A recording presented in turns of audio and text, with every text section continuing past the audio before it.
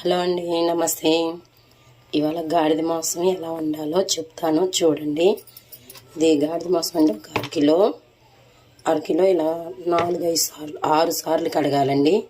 కడిగేసిన తర్వాత కూర కడిగిన తర్వాత కొంచెం పసుపు అండి,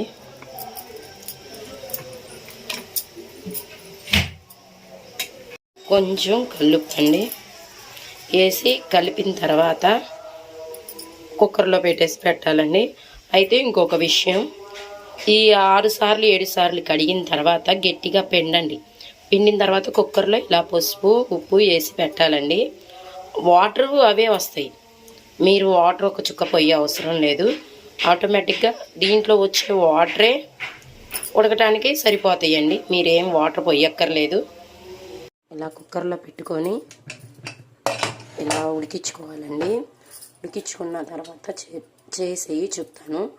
అయితే లేతదైతేనో 4 విజిల్లు 6 విజిల్లు అలాగా ఉడకబెట్టుకోవచ్చు. లేదు ముద్ర అయితే మటుకు 10 విజిల్ మటుకు రావాలండి. ఒక 6 విజిల్లు వచ్చినాక చూసుకొని చెక్ చేసుకొని ఆ తర్వాత ఉడకపోతే మళ్ళీ ఒక 6 విజిల్లో 4 విజిల్లో పెట్టుకోండి. ఆ తర్వాత ఏమేమి దీంట్లో కలపాలో చెప్తాను. ఆ కూరలోకి కావాల్సినవి ఐటమ్స్: కొబ్బరి, పచ్చిమిర్చి, ఉల్లిపాయ, అల్లం చిన్నపాయ పేస్ట్ మిక్సీకి వేయాలండి. మిక్సీ వేసిన తర్వాత పుదీనాకు కొత్తిమీర గిల్లుకోవాలి. ఇదిగోండి, అల్లం చిన్నులపాయ, కొబ్బరి, పచ్చిమిర్చి పేస్ట్ రెడీ అయ్యింది. పొయ్యి ముట్టించుకుందామండి. బండి పెట్టాను.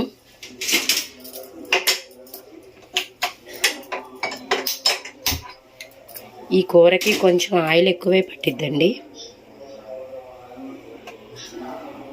ఇదిగోండి, ఆయిల్ పోసాను. ఆయిల్ కాగినమ్మటనే ఇందాక చెప్పాను కదా, అల్లం చిన్నులపాయ, కొబ్బరి, పచ్చిమిర్చి అన్నీ పేస్ట్ చేసుకొని ఈ ఆయిల్లో వేసుకుందాము. ఆయిల్ కాగిందండి, ముక్కలు వేద్దాము. ఆయిల్లో ముక్కలన్నీ వేసామండి. ఒకసారి అలా తిప్పుకుందాం.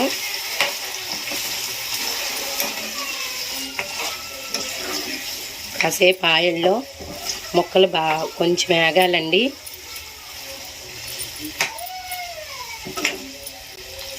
కూర బాగుండిద్దండి, టేస్ట్ చేయండి. నేను చేసింది చూసిన తర్వాత మీరు కూడా ట్రై చేసి టేస్ట్ చేయండి. దీనికి ముఖ్యంగా కావాల్సింది ఏంటంటే పుదీనాకు బాగా ముఖ్యమండి. పుదీనాకు వేసిన తర్వాత బాగా టేస్ట్ వస్తుంది. పుదీనాకు కంపల్సరీగా వేయాల్సిందే, వేయకుండా మటుకు ఉండమాకండి. ముక్కలు కాస్త నూనెలో వేగినాయండి. ఆ తర్వాత చిన్నులపాయ, కొబ్బరి, పచ్చిమిర్చి పేస్ట్ వేయాలండి. వేసిన తర్వాత ఇలా తిప్పుకోండి, బాగా వేగాలండి.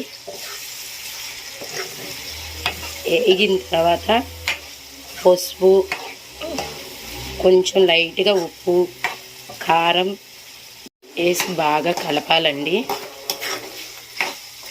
ఇవి కూడా కాస్త దగ్గరికి రావాలి, బాగా పచ్చి వాసన అనేది పోవాలి. పోయిన తర్వాత ఆ తర్వాత కారం, ఉప్పు, పసుపు వేద్దామండి. ఇప్పుడు బాగా మసాలా వేగిందండి. ఇప్పుడు పసుపు వేసుకున్నాను, కొంచెం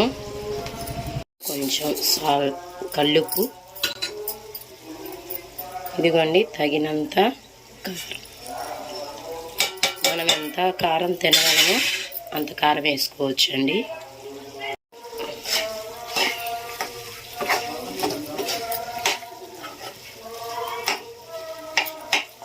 గ్లాస్ వాటర్ పోసానండి, అది మిస్ అయింది, సారీ. ఇదిగోండి దగ్గర పడింది కూర. పుదీనాకు వేస్తున్నాను, కడుక్కొని కలుపుకోవాలి.